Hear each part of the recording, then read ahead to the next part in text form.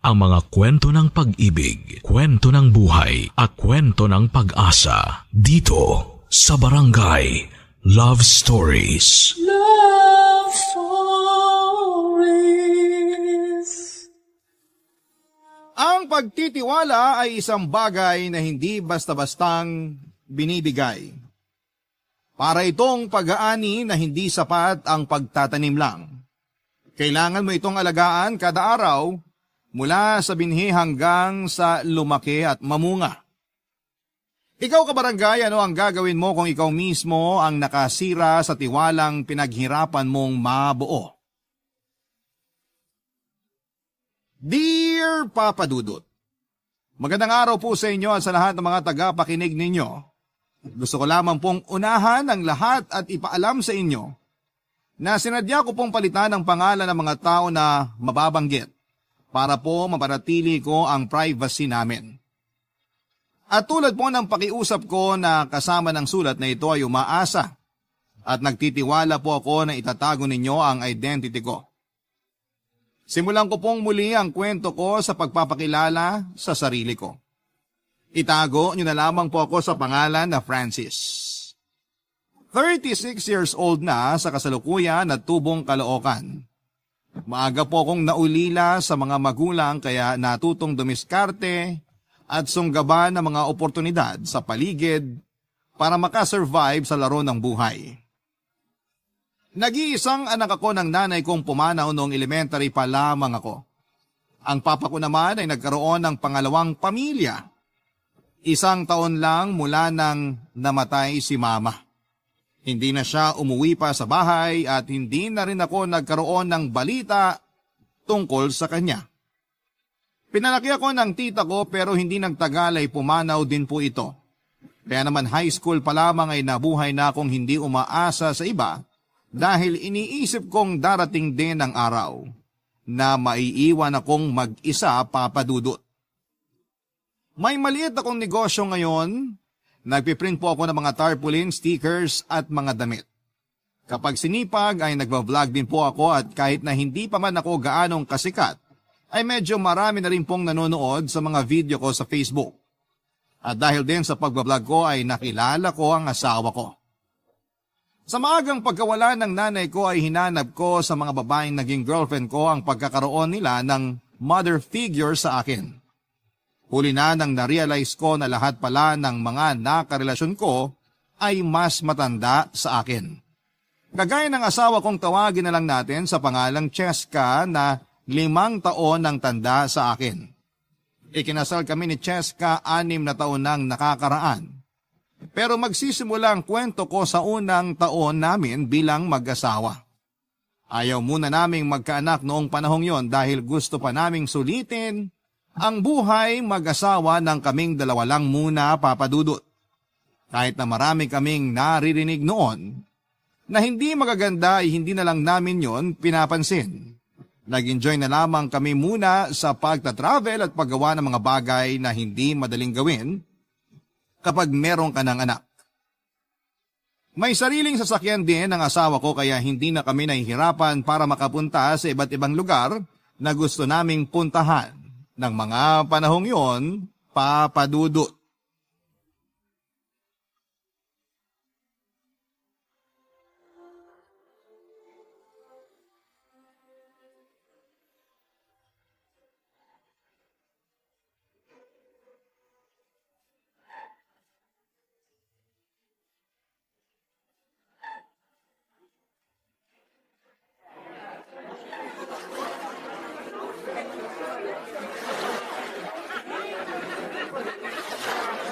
Okay na ba yung camera, Han?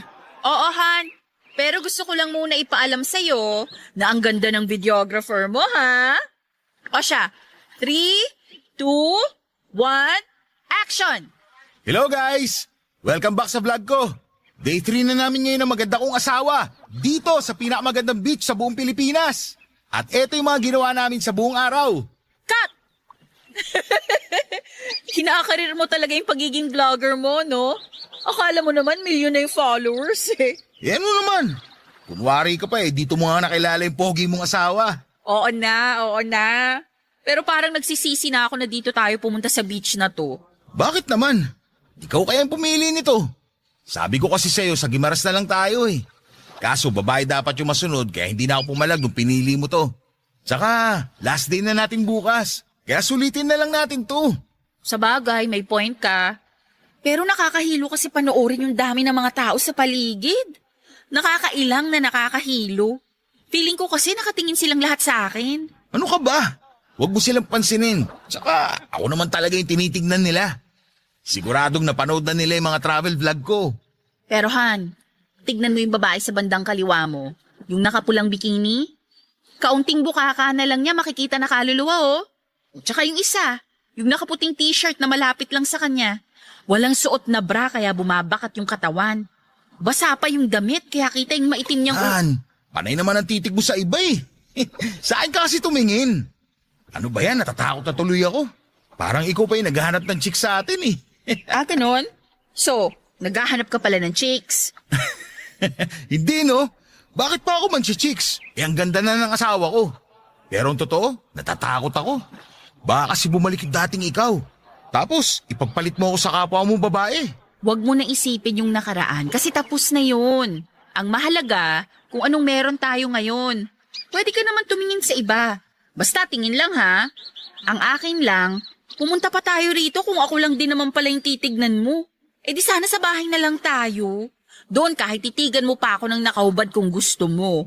Yan din naman ang mangyayari mamaya pagbalik natin sa kwarto. Antayin mo lang at maganda ka na rin. Wow ha! Nakakatakot naman. Please, wag po. Maawa kayo. Ang cute mo pag ganyan ka. Kung sino pa yung mas matanda, yun pa yung mas isip bata eh. Teka, ano nga ulit yung pangarap mong gawin natin kapag nagta-travel tayo? Pangarap ko? Hello, pangarap mo yun. Pangarap mo kaya na may mangyari sa atin sa iba't ibang parte ng Pilipinas? Babalik na rin mo pa ako, eh ikaw tong panay kalabit pag nasa kwarto tayo. Ako ba? Oo nga no. Maiba ako. Totoo bang natatakot ka na baka pumatol ulit ako sa kapwa ko babae? Oo, yun kasi yung madalas ko mapanaginipan. Ipinagpalit mo raw ako sa kapwa mo babae. Pero malabo na yun mangyari kasi kung alam mo lang, nakakahiyaman aminin pero patay na patay ako sa'yo. At kung hindi dahil sa'yo, hindi sana ako nagkaroon ng confidence at hindi ko makakamit yung mga bagay na meron ako ngayon. Pero meron din akong kinakatakot na gawin mo. Gusto mo bang malaman kung ano yon? Alam kong napakanega mong tao pero oo naman. Gusto ko malaman kung ano tumatakbo sa isip mo. Natatakot ako na dahil mas matanda ako sa'yo, baka dumating yung araw na ipagpalit mo ako sa mas bata. Taon na lang kasi yung bibilangin at magiging lantang gulay na ako. Ano ba yung iniisip mo, Han? Baka lantang gulay ka naman? Magkakasakit ka ba na maluba para maging lantang gulay ka? Saka kahit anong mangyari, malanta ka man, hindi kita ipagpapalit kahit kanino. Bakit naman hindi? Kung ako yung lalaki, maghahanap talaga ako ng mas bata at mas fresh kesa sa asawa kong malapit ng maging senior citizen. Ano ba naman trip yan? Napakalayo pa bago ka maging senior. Saka, mahal kita kaya ako nagpakasal sa'yo. Kaya nga tayo nagtatravel para sumaya eh, hindi para mag-away. Sorry, Han. Hindi ko pa rin kasi maiwasang ma-insecure sa ibang babae, lalo na sa mga mas bata sa akin. Kaya siguro iniisip ko na baka dumating yung araw na ipagpalit mo pa rin ako sa iba. Promise, Han. Hindi mangyayari yun. Sabihin mo nga na mahal mo ako. Mahal kita. Mahal din kita. Mapadudot madalas ganon si Cheska.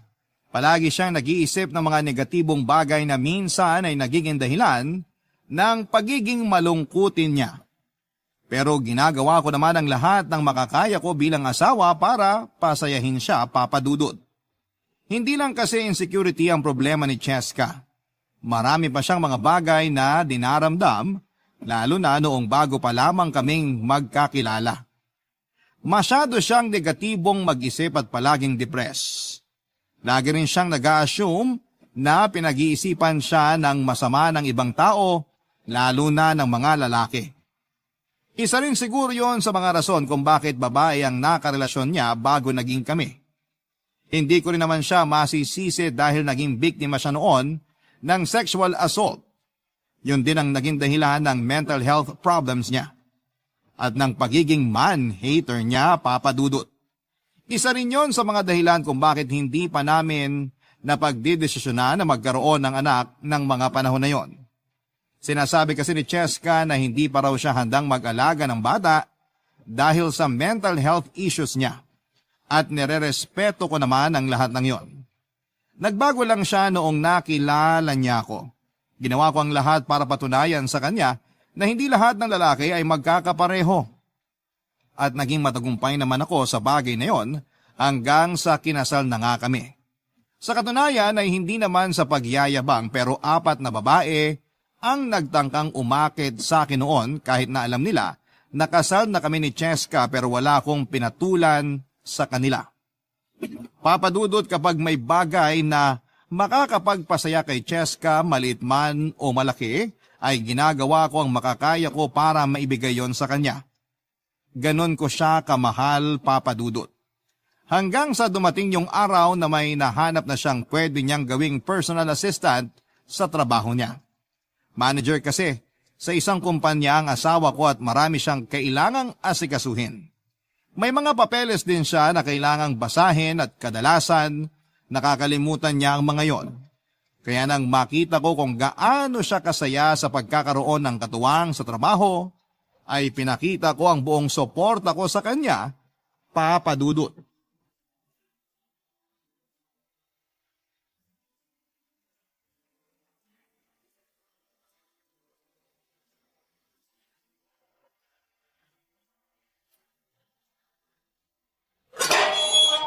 Pasensya na kung natagalan ako sa pagbubukas ng gate. May ginagawa lang kasi ako sa loob. May bisita ka pala. Sana sinabi mo para makapaganda ako ng masarap na merienda. Okay lang, Han. Si Shai pala, bago kong personal assistant. Shai, si Francis, asawa ko. Hello, Shai. Hello din po, sir. Napapanood ko po yung mga vlog nyo. Nakasubaybay din ako sa mga social media accounts nyo. Fan nyo po ako. Talaga? Nakakatuwa naman. Welcome dito sa amin. Tara, pasok na tayo. Pasok, Shai. Huwag kang mahiya. Salamat, ma'am. Pero wala talaga akong hiya. Ganun ba? Ang ganda pala ng bahay nyo, no?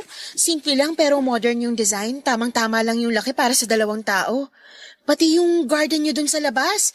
Parang sarap tambayan. Maliit lang tong bahay namin. Pero may guest room kami dito. Ikaw talaga, Han.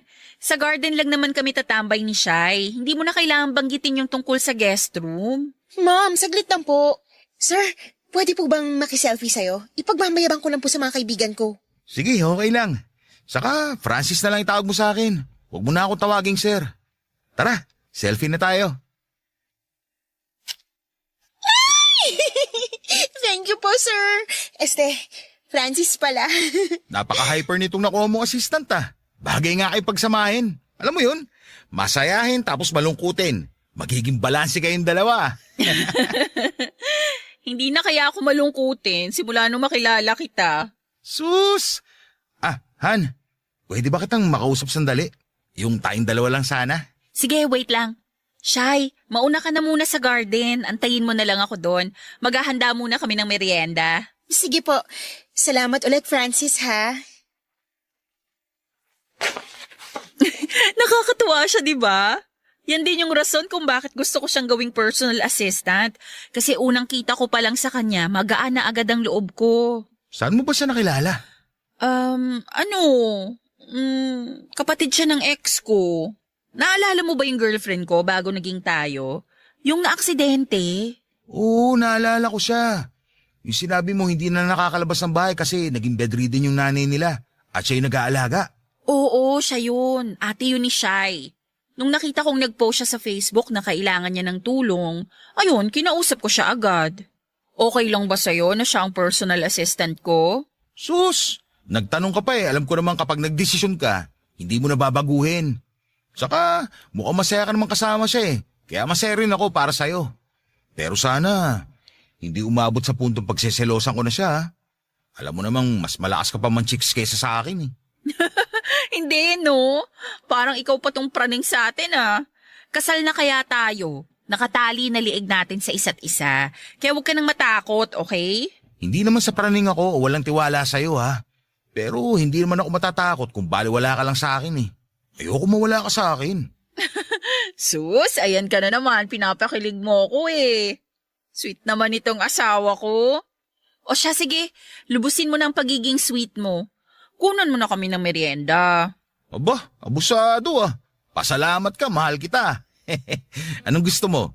Soft drink? Juice? Kape? Kape lang, Han. Mahilig din kasi sa kape si Shai. Yung timpla ko ha, alam mo na yun. Oh, kita mo? Sino hindi mapaparaning dito eh? Ilang araw pa nga lang kayo nagkakilala eh. Alam mo na ang hilig niya. Sige, hatid ko na lang mamaya. Alam ko din kulay ng panty niya. Parang tanga naman to eh. Biro lang. Kumalma ka nga. Masyado kang praning eh. Papa Dudut, hindi ko maiwasang maghinala na may lihim na relasyon ng dalawa na higit pa sa pagkakaibigan at pagiging magkatrabaho. Lalo pang lumakas ang hinala ko nang may malaman ako sa mga kaibigan kong katrabaho ni Cheska. Madalas daw na lumalabas sina Cheska at Shai na sweet pa sa isa't isa. Kinompronta ko ang asawa ko tungkol sa bagay na yon pero itinanggi niya na may something sa kanila ni Shai at trabaho lang talaga ang dahilan ng paglabas nila. Pero iba na ang kutob ko noon at lalo yung lumakas nang madalas nang ginagabi si Cheska sa pag-uwi at dagdag pa. Kapag nasa bahay siya ay si Shai palagi ang bukang bibig niya. Magkahalong takot, selos at lungkot ang nararamdaman ko noon, Papa Dudut. Alam kong hindi ako perpektong asawa pero ginagawa ko naman ang lahat na makakaya ko para hindi mag-isip ng masama sa akin si Cheska. Samantalang siya ay parang sinasadya niyang maging ganon ako sa kanya. Ang tiwala ko sa asawa ko ay napalitan na ng duda. Napalitan ng takot yung confidence ko sa relasyon naming dalawa. Hindi na ako makapag-focus sa mga gawain ko noon, kaya naman pinahawa ko muna ang printing business ko sa kaibigan ko. Naging madalang na rin ang pag-upload ko ng videos sa social media. Kapag may fan ako na nagtatanong sa akin, sinasabi ko na lamang na busy ako sa negosyo. Kahit ang totoo ay problemado ako at wala akong mapagkwentuhan ng tungkol sa aking pinagdadaanan na yon, Papa Dudut. Barangay Love Stories. Barangay Love Stories. Mayroong isang araw, Papa Dudut, na sumama sa business meeting ng kumpanya nila si Cheska. Magtatagal daw sila doon ng 2 linggo, Papa Dudut. Hindi pa rin nawawala ang takot ko noon dahil iniisip kong magkasama na naman sila ni Shai. Pero imbes na magmukmok ay sinamantala ko na lamang ang pagkakataon para maglinis at mag-ayos ng mga sirang gamit sa bahay habang nagbablog. Marami akong na-accomplish, Papa Dudut, kabilang ng pag-aayos ng tumutulong lababo, mahinang pressure ng mga gripo at pagpapalit ng mga bumbilyang mahina na ang ilaw. Buong linggo akong ganon at nang matapos ko na ang lahat ng mga gawain, ay doon ko naisipang magpahinga, Papa Dudut. Uminom ako para mag-relax. Dahil sa pinaghalong pagod at kalasingan ay nakatulog ako buong umaga kinabukasan. Hapon na nang maisipan kong bumangon at buksan ang cellphone ko. Doon na bumungad sa akin ang mga text and missed call galing kay Cheska. Pagbuksan ko raw si Shai na nasa labas daw ng bahay dahil may kukuning mga papeles. Oras na ang lumipas bago ko nabasa ang mga message ni Cheska mula sa huling text niya. Saka may mag-aalas 5 na rin ang hapon noon. Kaya inisip ko na umuwi na si Shai sa pagkainip. Naglinis na ako ng katawan noon at nakanood ng videos sa Facebook nang marinig ko ang sigaw mula sa labas. Medyo mahina lamang yon pero nang binuksan ko ang bintana at sinilip ang gate ay nagulat ako nang makitang nasa labas pa pala si Shai kahit na bumubuhos na rin noon ang ulan, Papa Dudut.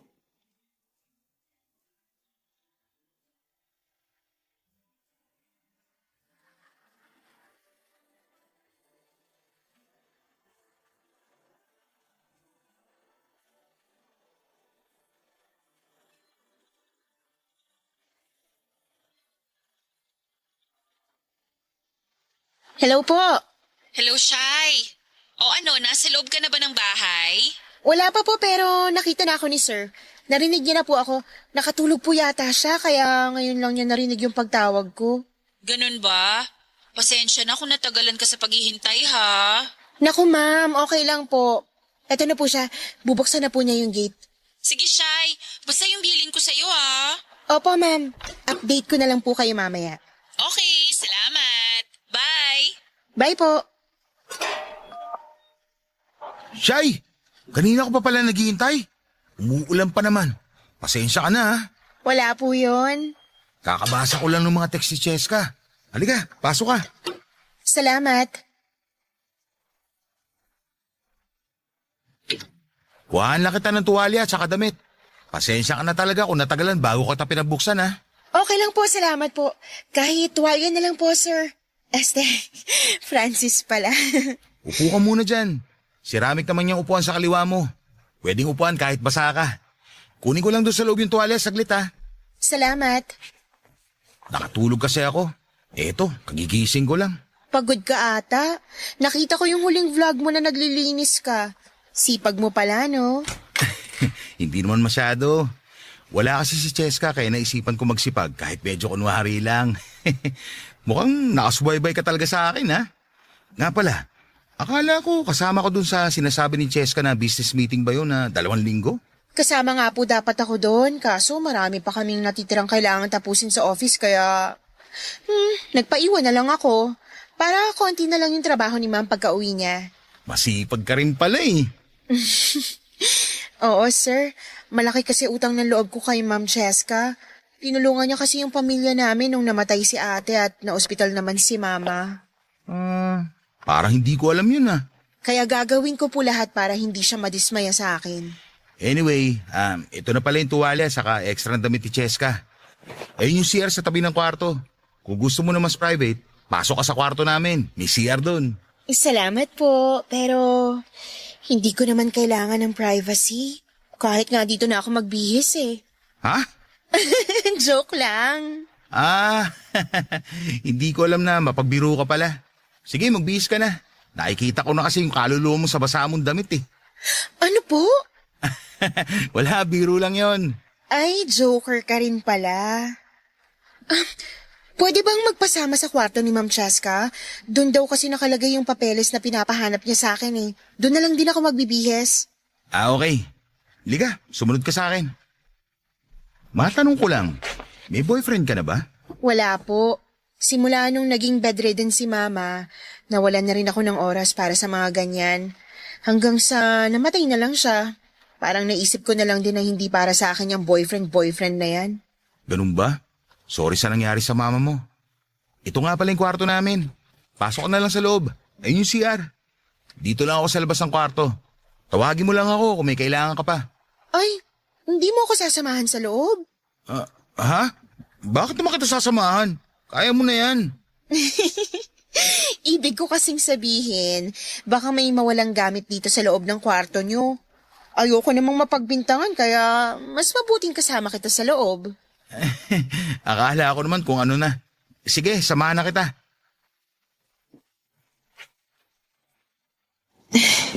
Uy, teka Shay. May CR naman. Bakit dyan ka nagbibihis? Lalabas na lang muna ako. Sandali. Actually, hindi talaga papeles yung priority ko kung bakit ako pumunta rito. Anong ibig mo sabihin? Ang totoo niyan, naisip ko lang na mag-isa ka. Na kailangan mo ng kasama. Huwag ka magbiro ng ganyan, Shay. Baka patulang kita. Paano kung sabihin ko sa yung hindi ako nagbibiro? Papatulan mo ba talaga ako? Naguguluhan ako. Akala ko kayo ni Cheska may relasyon.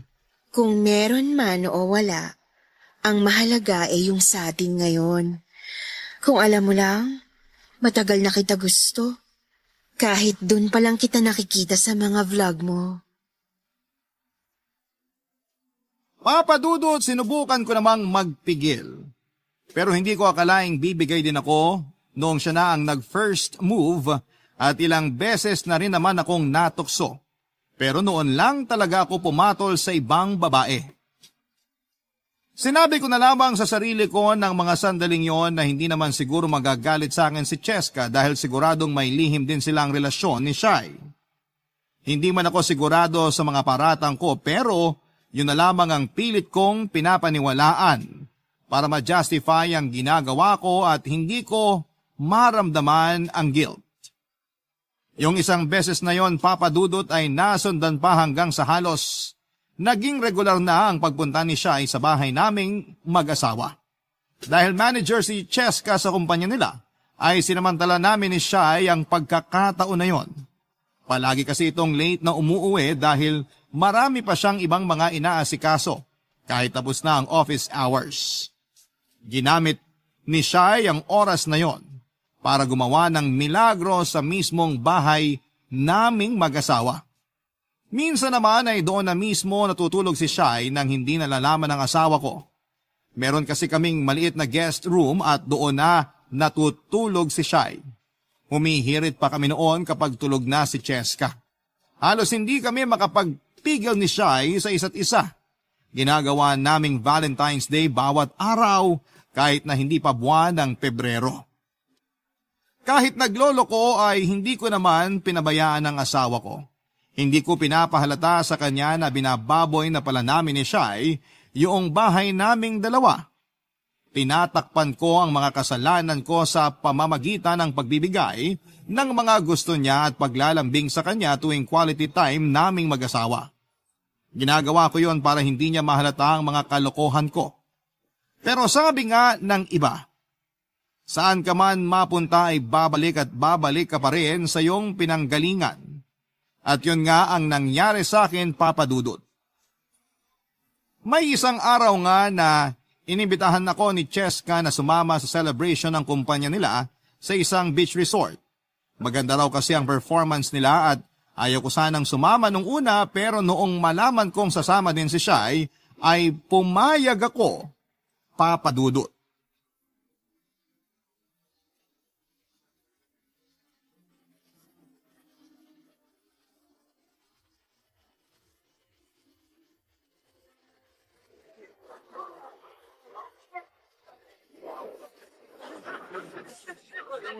Ma'am, magsi-CR lang ako Sige lang.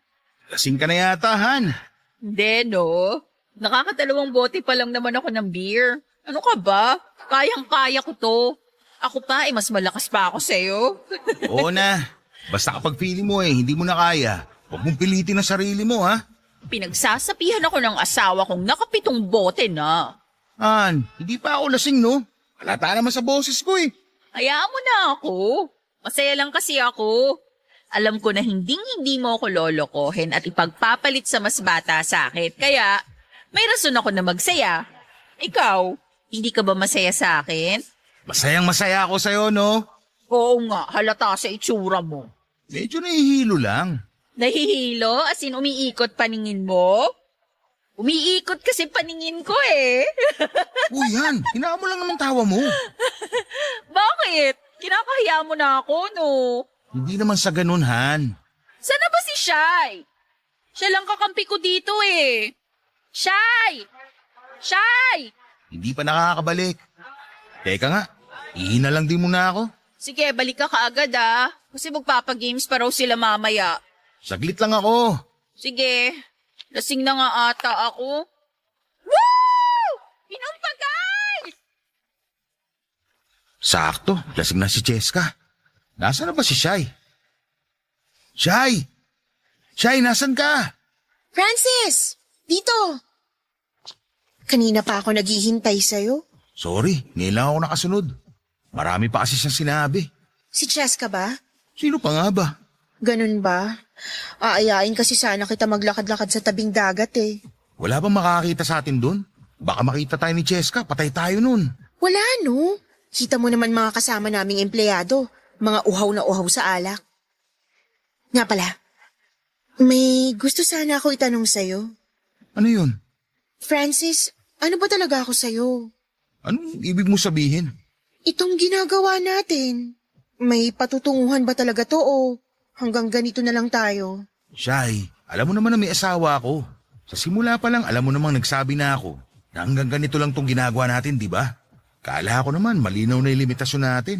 Oo, malinaw sa akin, pero hanggang doon na lang ba talaga? Pasensya ka na, Shai. Bukod sa katawan at oras ko, wala na ako maibibigay sa'yo. Natukso lang ako, tumikim at nasarapan.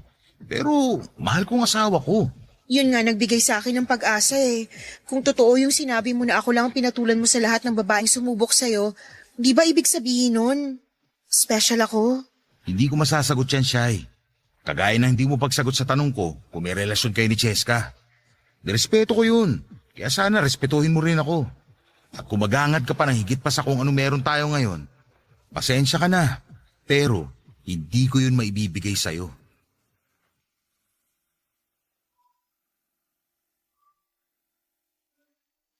Papadudot, hindi ko akalaing may marirealize ako ng gabing yon. Pagbalik ko sa inuman ay narinig kong pinagmamalaki ako ng asawa ko sa mga katrabaho niya. Alam ko na mahiyain si Cheska pero napakasarap palang marinig mula sa kanya kung gaano siya ka-proud sa akin. Pero hindi ko rin maiwasang mag-guilty kapag naiisip kong hindi totoo yung mga pinapaniwalaan niya. Sa kabila ng nararamdaman kong guilt noon, ay may nangyari pa rin sa amin ni Shai ng gabing yon. Dala na rin siguro ng epekto ng alak na nainom ko. Naunang makatulog si Cheska kaya nagkaroon ako ng pagkakataon na puntahan si Shai sa kwarto niya. Hindi ko alam, pero dahil na rin siguro sa kalasingan, kaya nag-iba ang galaw noon ni Shai. Mas naging wild siya at mas gusto niya na sinasaktan ko siya habang ginagawa namin yon. Pero dahil hindi ko gusto yon ay nadismaya siya sa akin, papadudot. Sa kabila ng saya na nararamdaman ko ng katawan ko habang ginagawa namin yun ni Shai, mabigat naman ang dibdib ko dahil sa kabilang banda ay nakukonsensya din po ako. Kung iisipin ko lang noon ay masasabi ko na wala naman talagang relasyon sina Cheska at Shai kagaya ng hinala ko. Siguro pinipilit ko lamang ang sarili ko na paniwalaan yon para may dahilan ako na magloko. Nang gabing yon ay na-realize ko na ayaw kong mawala si Cheska sa akin. Ayaw ko na rin gumawa ng mga bagay na ikakasira ng relasyon namin. Kaya napagpasyahan ko na yun na ang huling beses na may mangyayari sa amin ni Shai. Papadudot. Barangay Love Stories. Barangay Love Stories. Papadudot, iniwasan ko na si Shai pagkatapos ng gabing yon. Desidido ako na hindi nagagawa ng kalokohan noon para sa relasyon namin ni Cheska. Pero doon naman lumitaw ang panibago na problema.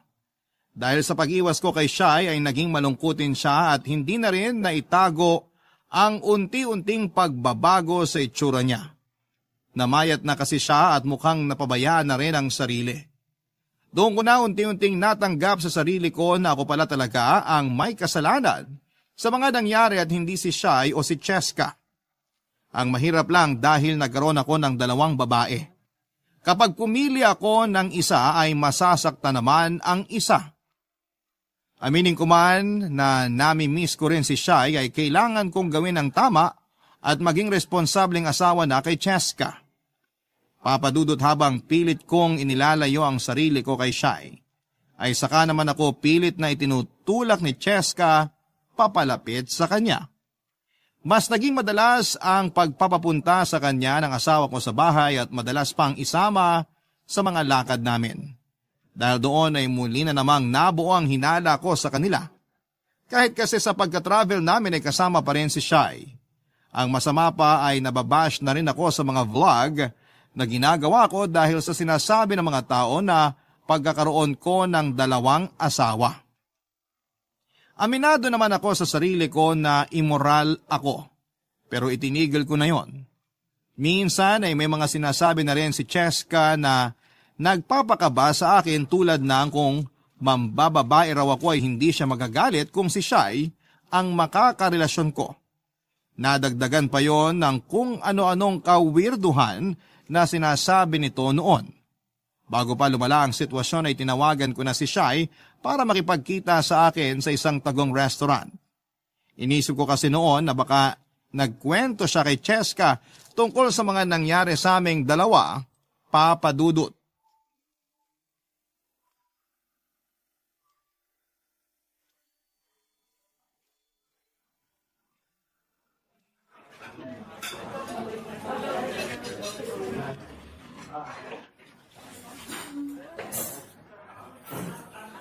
Kumusta? Nangungumusta ka pa eh. Halos sabay ka na nga patirahin ng asawa ko.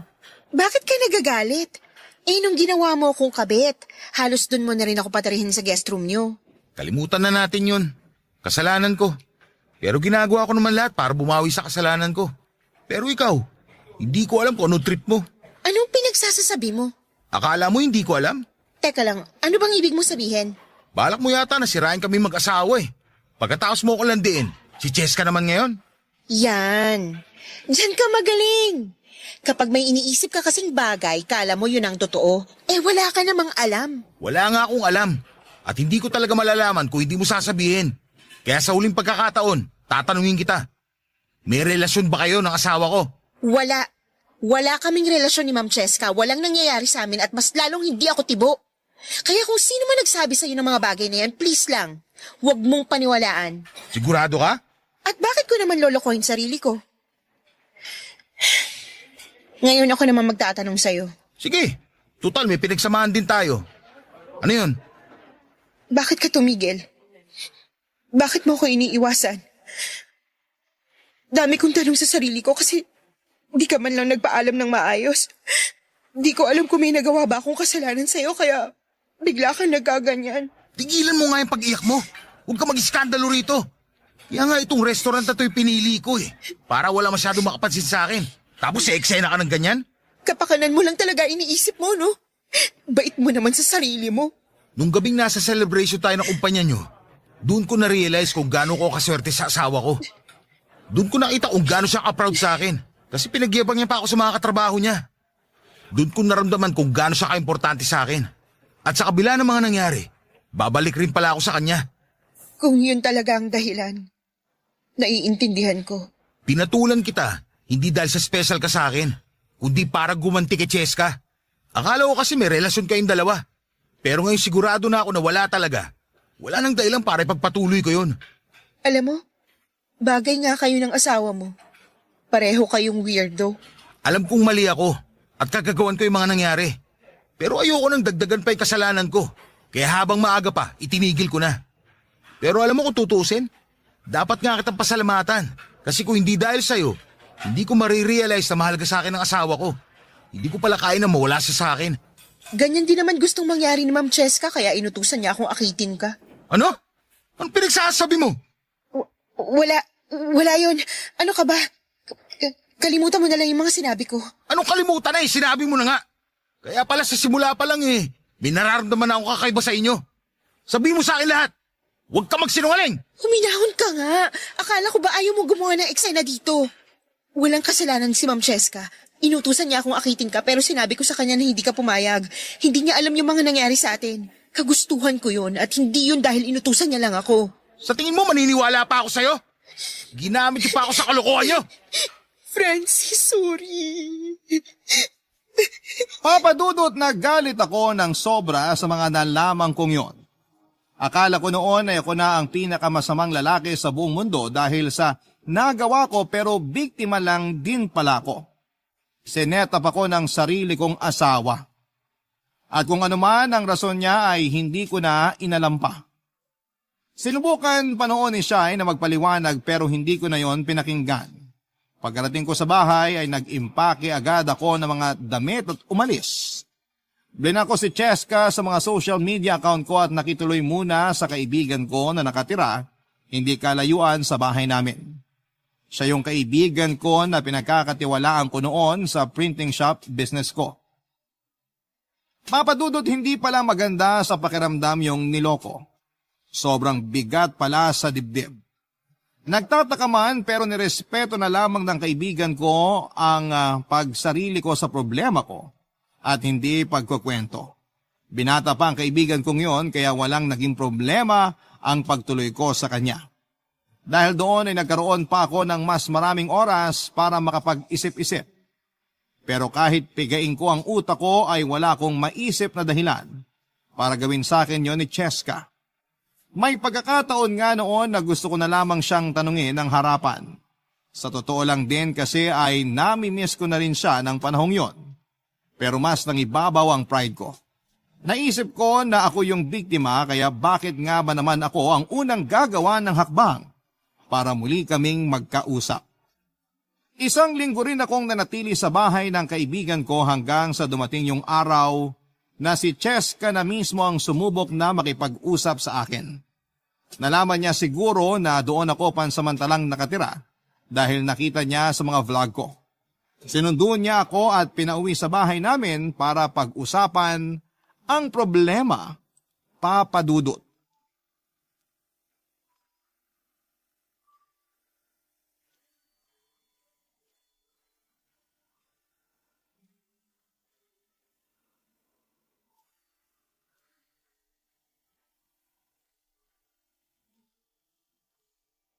Namiss kita. Sorry sa mga nangyari. Han pa rin ba ang itatawag ko sa'yo? O Francis na lang? Depende sa resulta ng pag-uusapan natin ngayon. Pasensya na talaga sa nangyari. Hindi ko agad na ipaliwanag sa'yo. Sinubukan kitang intindihin, Cheska. Maraming nagsabi na may sira yung ulo mo, pero hindi ako naniwala sa kanila. Sa'yo ako naniwala. Pero bakit naman ganito? Sorry talaga. Bakit mo ba kasi ginawa yun? Anong pumasok din sa kokote mo, ha?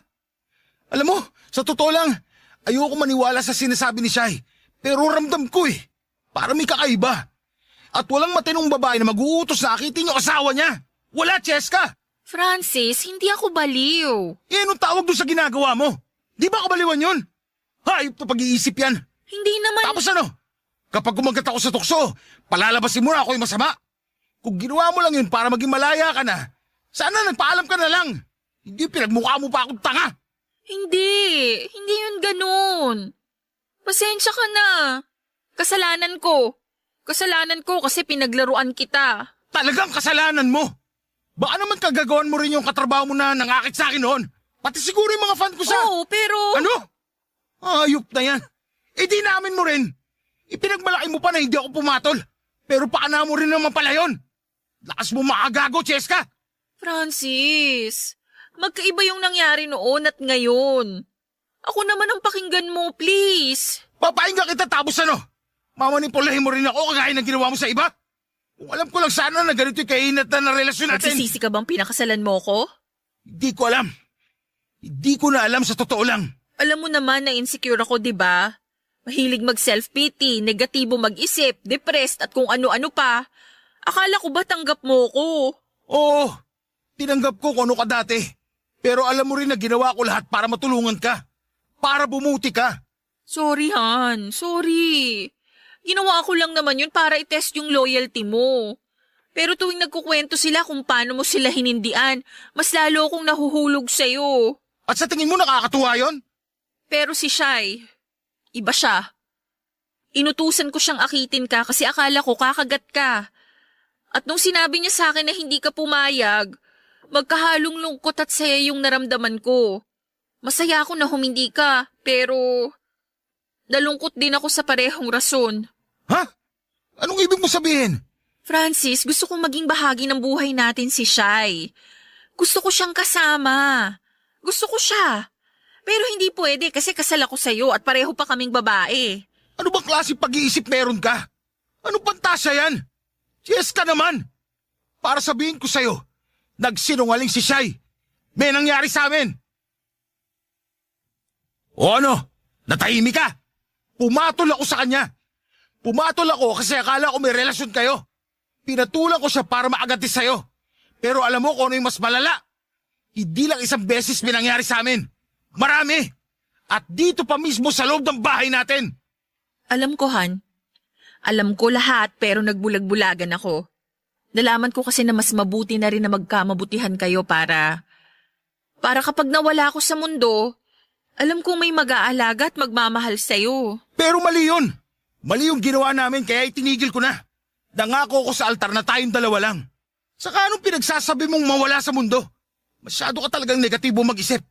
5 taon lang agwat ang edad natin. Sabay tayong tatanda. Kaya pwede ba tumigil ka na sa aga ganyan mo? Hindi mo kasi naiintindihan Hindi talaga. Kasi alam mo kung ano yung pagkakaintindi ko? Na gusto mong matupad yung pantasya mo na maging tatlo tayo sa relasyon to. Ano yun? Tatsulok? Francis! May sakit ako sa puso. Papadudot, kumalma ako nang marinig ko yon mula kay Cheska. Sinabi niya sa akin na may mild heart enlargement daw siya o hindi normal ang laki ng puso niya. Ang sabi ng doktor sa amin noong sinamahan ko siyang magpa-check up. Nalaman ko na hindi lang yon dahil sa lifestyle niya na lagi nagpupuyat kundi pati na rin sa mga kinakain niya. Pwede pa raw yung lumala kung hindi niya aalagaan ang sarili niya. Hindi naman ganong kalala ang sakit na yon pero nilamon ng pagiging negatibo si Cheska. Kaya naisipan niyang gumawa ng mga bagay na halos sumira sa aming dalawa para lamang masiguradong masaya pa rin ako kahit na wala na siya. Dahil nga sa mga nalaman ko ay parang bulang nawala ang galit at hinanakit ko sa kanya. Kung sinabi niya lang sana yon ng mas maaga ay hindi na sana ako pumatol pa kay Shai. Pero hindi ko maitatanggi na natakot ako noong nalaman kong nagugustuhan niya rin si Shai. Pero naniwala ako sa sinabi niyang wala naman silang relasyon. Papadudo, tulad ng nabanggit ko kanina, 6 na taon na kaming kasal ni Cheska. Maganda na rin ang lifestyle naming dalawa. Regular kaming nagpupunta sa gym para mag-exercise at patuloy pa rin sa pagbablog. Si Shai naman ay nanatili pa rin bilang personal assistant ni Cheska pero pinutol na talaga namin ang ugnayan namin sa isa't isa. Yun ay kahit may mga gustong mangyari si Cheska sa amin na bahagi ng mga pantasya niya. Sa totoo lang ay nandidiri ako sa ideya na yon. Ayokong maging hugis at sulok ang puso namin at desidido akong bumawi sa lahat ng mga pagkakamali ko sa asawa ko. Hanggang dito na lamang po, Papadudot, ang kwento na ibabahagi ko. Sana po ay may natutunan kayo at sana ay alagaan nyo ang mga mahal ninyo sa buhay. Iparamdam nyo sa kanila na lagi lang kayong nandyan para sa kanila. Maraming salamat po sa pagbabahagi ng kwento ng buhay ko. Ang inyong forever kapuso at kabarangay, Francis. Nagustuhan ng iyong napakinggan? Ituloy yan via live stream sa www.gmanetwork.com/radio. Barangay LS 97.1 Forever.